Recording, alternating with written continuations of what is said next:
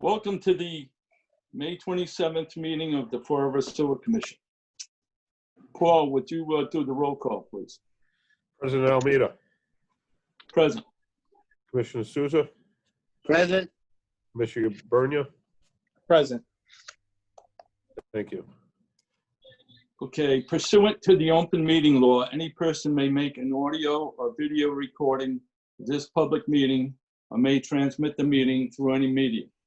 Attendees are therefore advised that such recordings or transmissions are being made, whether perceived or unperceived, by those present and are deemed acknowledged and permissible. Thank you. That takes us to our agenda that's been sent to us. First item on the agenda is citizen input.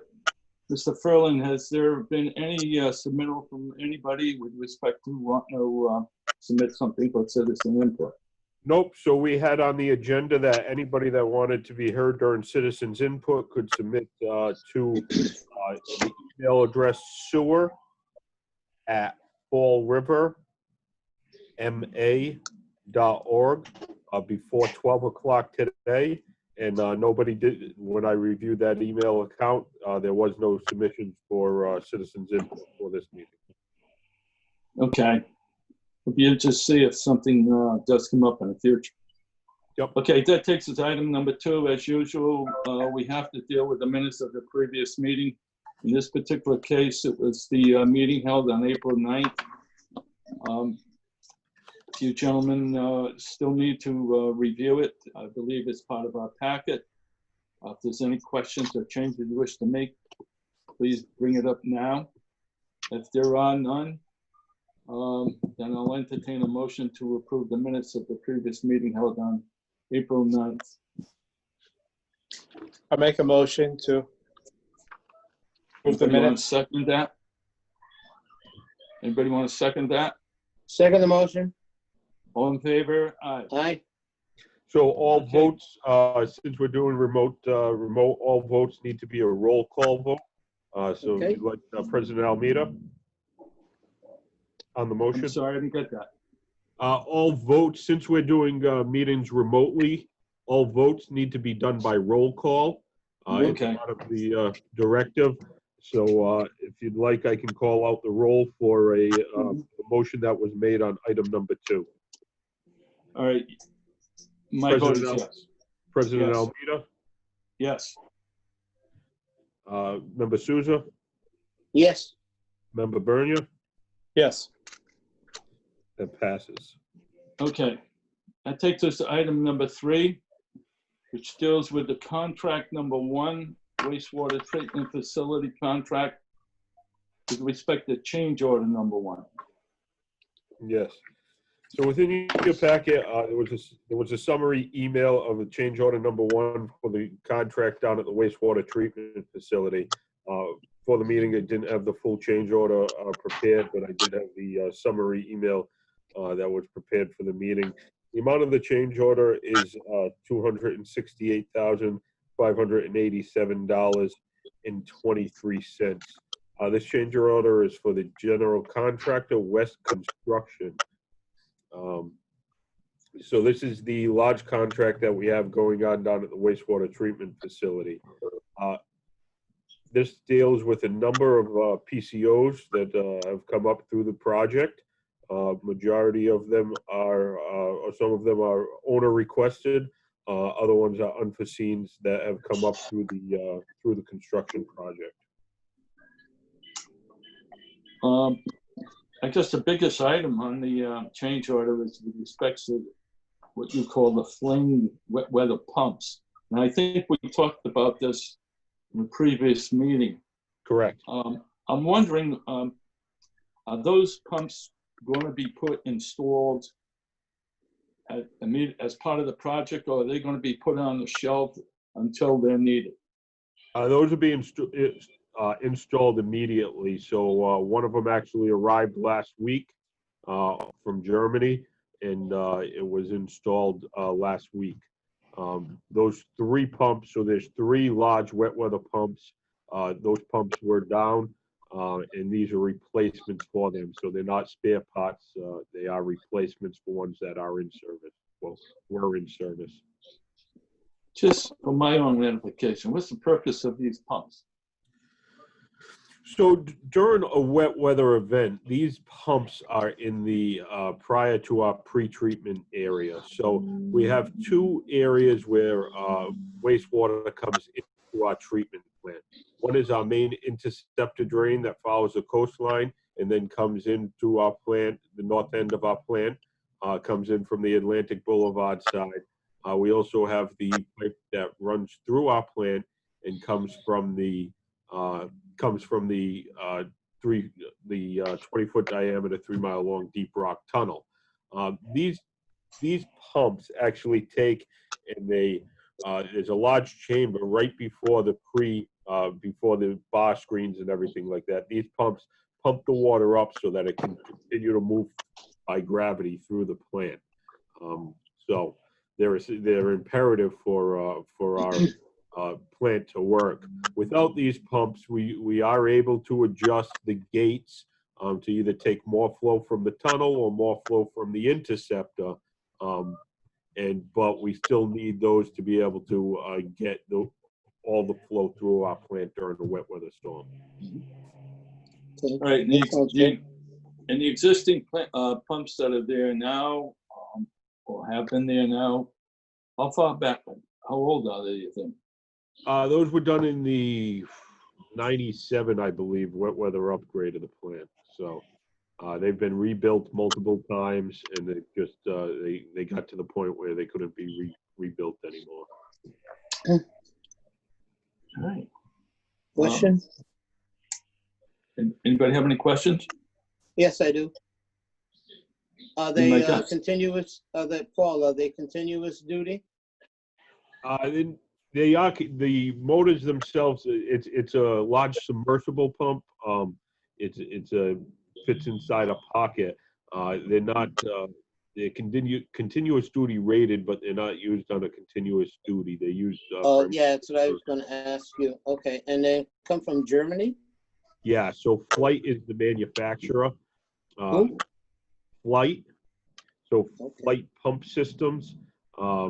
They owned now by Xylem, which is a large pump company. But Flight, we've had excellent luck with these with Flight pumps, and those are the pumps that the commission. Flight is the one that the commission has standardized to use in our pump stations moving forward. Okay, good. Thank you. I have can we go down the list? I have another couple of questions. Yep. Item number 8. Could you explain to me those chairs? Yeah, so in our original contract, we had using all existing furniture from our control room and our supervisors' offices to move from our existing control room and supervisor's office into the new modular building that will be the control room and supervisor's office for the next 4 years. So the chairs just were in tough shape. So yes, it was. Yeah, we're going to reuse desks and tables and that. Yeah, it's just list of chairs, and I'm saying, what kind of chairs? The number 10. Yep, number 10 is a Cisco framework system, Cisco 9300. If there was a deletion, what's the charge? The credit back if it's not being used. So right now, that's going to be staying as a. So we will be taking a credit. There was some discrepancy between the contractor and us on whether that was included in an addendum or not. We are leaving that currently there as it's, to be able to negotiate any future change orders or issues that come up. So that will have a value as it comes up in the future. Okay, because I looked on the Cisco systems, etc., and ironically, I found that you could buy one from Staples. And I have no idea how they're getting involved in something like that, but it did say Staples, and they showed the same rack frame as that was shown in the 9300 series, so that's Yeah, why I was just wondering what it was. yeah, Okay, those Cisco switches now is fully, they're fully constructed with their firewalls and everything else like that, that, right. protects a lot of the cybersecurity issues down at the plant from the SCADA systems. So. All right, I have no other questions. I yield. From what I saw on the email that was sent out today, that basically gave us more pertinent information with regard to this change order. Yep. It appears that you're anticipating some more change orders in the future. Any rough idea as to what's that's going to come to in terms of money yet? So one of them is listed. There's a cost listed, but it's still to be determined. Well, if it's not something that's appears to be approved or anything of that nature, which I guess it isn't, but the only point I'm trying to make is it appears that there's going to be more coming down the road with a project of this size. We're looking at almost $19 million just for the contract alone, and we've after having done approximately 36% of the project. We've just entered into approving almost $270,000 in change orders, which when you look at the thing in full scope, I hope we can run at this pace. If anything, if not, maybe better. But it doesn't appear to be outrageous to me at this point in time. Correct. All right, so anybody have any other questions with respect to what we're trying to do here? If not, I'd like to entertain a motion to approve the amount of $268,587.23 for the change orders that have been submitted with respect to contract number 1.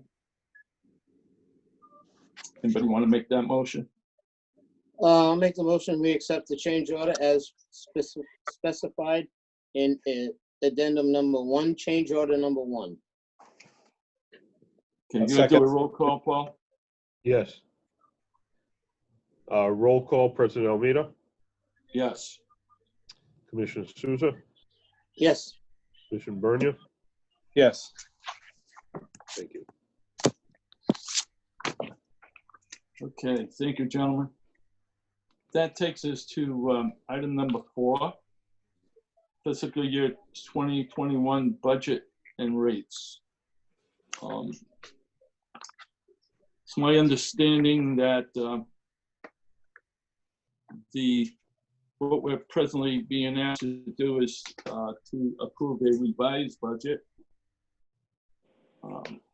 that was requested to be made by the mayor with input from the city council.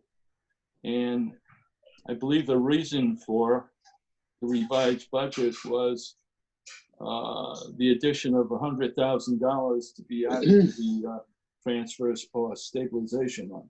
Am I correct? Yes, that is correct. Okay.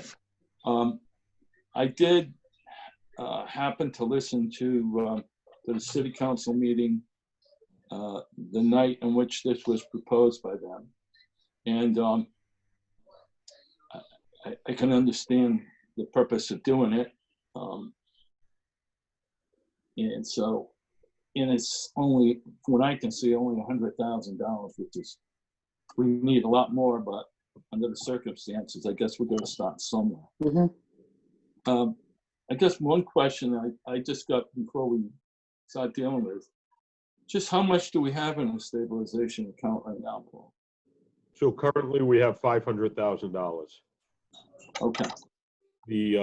Through the DOR, the state of Massachusetts recommend that that you, in a stabilization fund, that you have 10% of your annual budget in a stabilization. Yeah, that's wishful thinking, isn't it? Yes, it is. But as you just stated, we need to start somewhere and continue moving forward. So, Okay.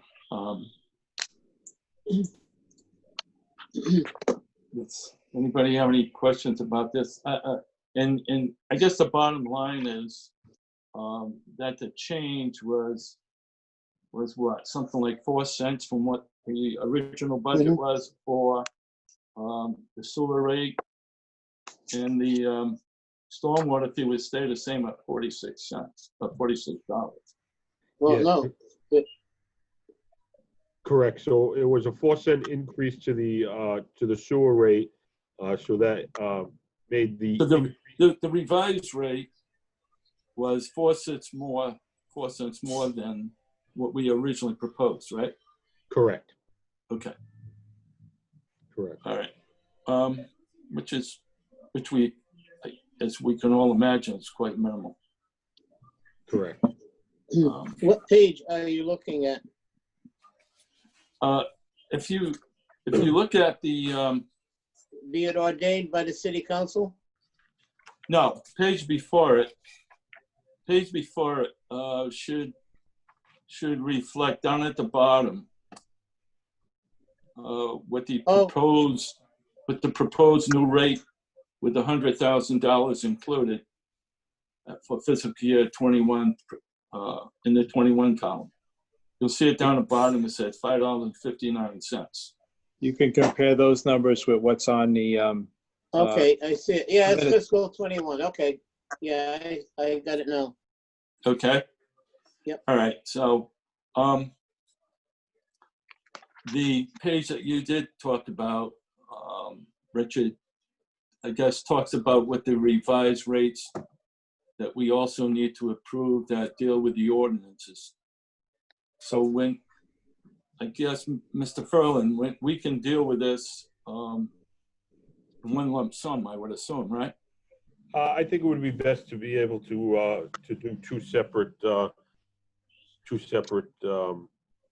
votes, one for the rates and one for the budget. Okay. All right. So why don't we deal with the proposed new rate of $5.59. That's been presented. Would anybody want to make a motion to approve the revised proposed budget, sewer budget, that will amount to $24,376,001, which would result in a sewer rate of $5.59 with a stormwater fee of $46. Would anybody want to make that motion? You want it made in the stormwater fee and the water and the sewer rate together, or each one, Paul? Water and sewer rates could be done together. Okay. As proposed, the change in ordinance as proposed on the ordinance page provided to the committee. Okay. So what I just proposed as a motion, does that sound right, Paul? Yes. Okay. Okay. Would somebody make that motion? You want to make? I can make it. All right, I'll make a motion to accept the sewer PCC rate at $5.59, stormwater fee at $46 for the fiscal year of 2021, for a grand total of $24,376,001. Okay, you do roll call, Paul? are we included in that, the ordinances as well, correct?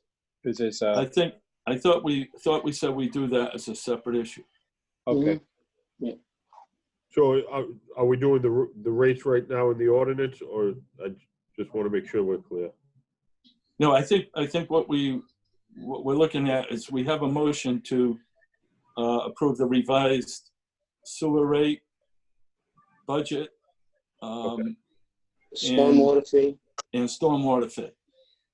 And then once we approve that, then we'll go for motions on the ordinance fees. Okay, Okay, so we'll need a roll call, Paul. correct, yes. President Almeida, Yes. Commissioner Souza, Yes. Commissioner Bernia. Yes. Okay, thank you, gentlemen.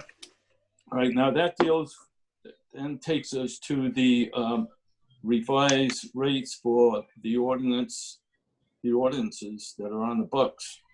That's been presented to us as part of our package, which I believe was the next page over.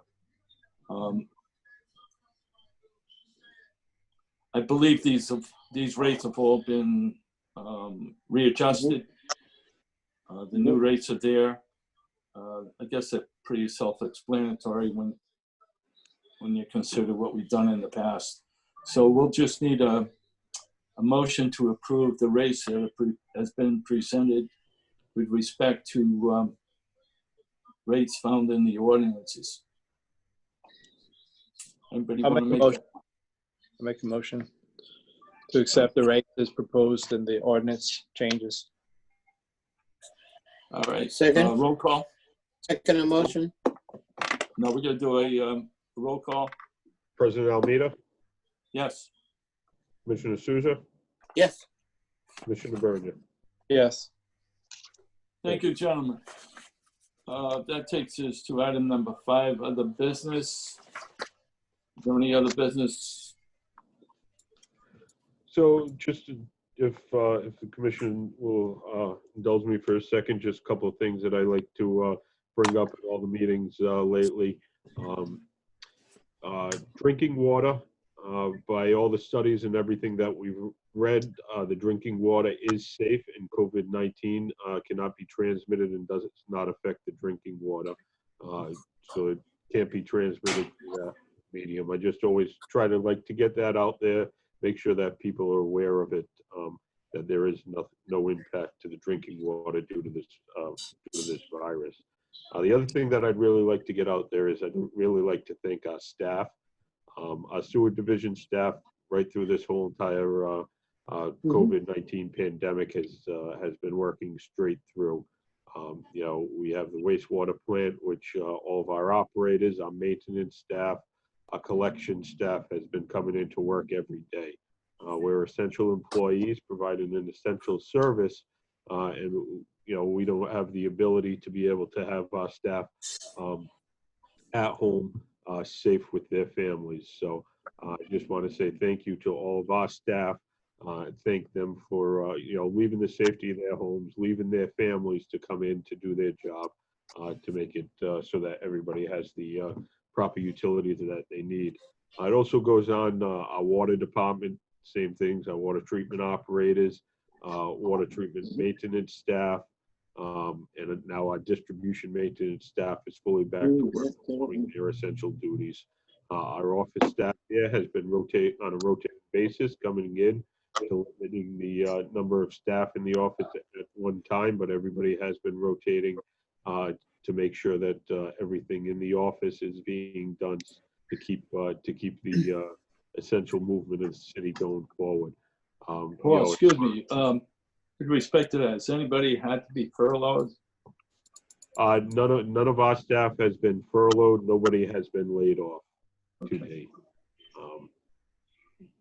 You know, again, this is water and sewer department that I'm specifically discussing. You know, the other thing I'd also want to thank you know, all the other departments that do have to come in as well. DCM with their sanitation department, all department heads that have been making sure the city keeps moving forward. So just want to get that out there. I don't think they're thanked enough, as well as all the rest of the essential workers out there in the world. So That's great. And I concur with you. One question with respect to the treatment plant.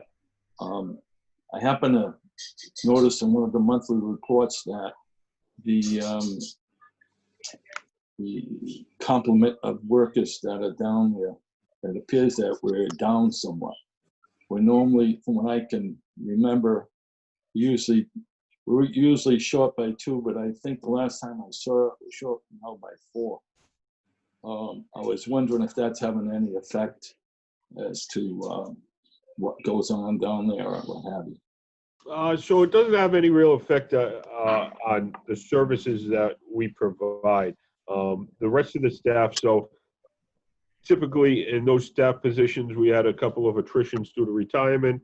In the recent past time, and we also have had some other people that unemployed by Veolia anymore, who's a private contractor. The needed operations have been filled with overtime shifts, so our operator shifts, supervisor shifts. Those have been filled with overtime by employees. Also, the management staff down at the treatment plant has also been pitching in to fill any open slots that needed to be filled. Collections, we do have a couple of open positions. And what I'm finding right now, I have some open positions in the water division as well. I'm finding that a lot of people, we haven't gotten many applicants during this, for the past 2 to 3 months during this pandemic time. So I'm hoping once everything starts to open back up, that there'll be some people that are looking for some skilled people looking for jobs, and hopefully we'll be able to fill all of our open positions. All right, that's good. Okay. One other thing I wanted to mention was,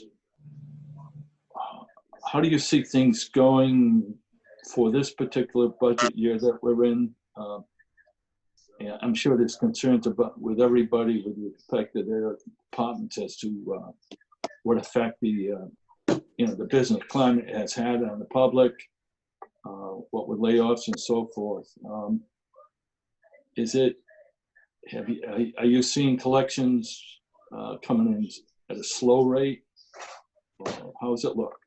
Yeah, so this is for our FY20 budget, the one that we're currently in. I was at the beginning of this pandemic. I was extremely concerned about collections. They've come in higher than my expectations, lower than what's predicted, but higher than my expectations when this starts. I'm predicting right now for the close of the FY20 budget that we should be very close to me being able to have our revenues higher than our expenses for the fiscal year. So I don't see there being a major impact. Usage-wise, our usage hasn't changed, whether it be water or what's coming into the treatment plant. I think there's kind of a takeoff. All the restaurants and some businesses and everything have been closed, but a lot more residential people are home using the same amount of water and sewer. So our actual usage hasn't really changed that much. We've been good.